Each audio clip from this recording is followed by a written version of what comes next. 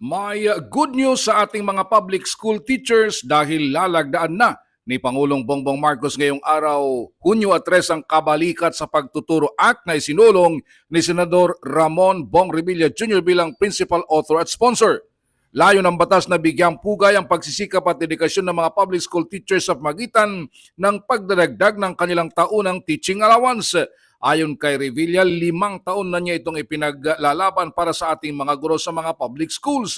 Base sa provision ng batas, ang teaching allowance ng public school teachers ay dodoblehin mula sa 5,000 pesos ay magiging 10,000 pesos na simula sa school year 2025-2026. Kailangan ito ng mga guro dahil nagtaasan ng lahat ng mga bilihin at hindi na magkasya ang 5,000 pesos na kanilang chok allowance. Madalas pang naglalabas ang mga guro ng kanilang sariling pera para may pambili ng mga teaching materials.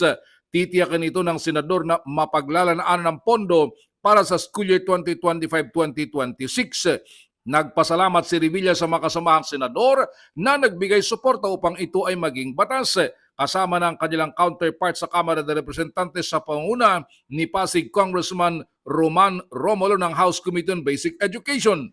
Nakatakdang signing ceremony mamayang alas 4 ng hapon sa Malacanang. Para sa MBC TV Network News, ito si Raymond Dadpaas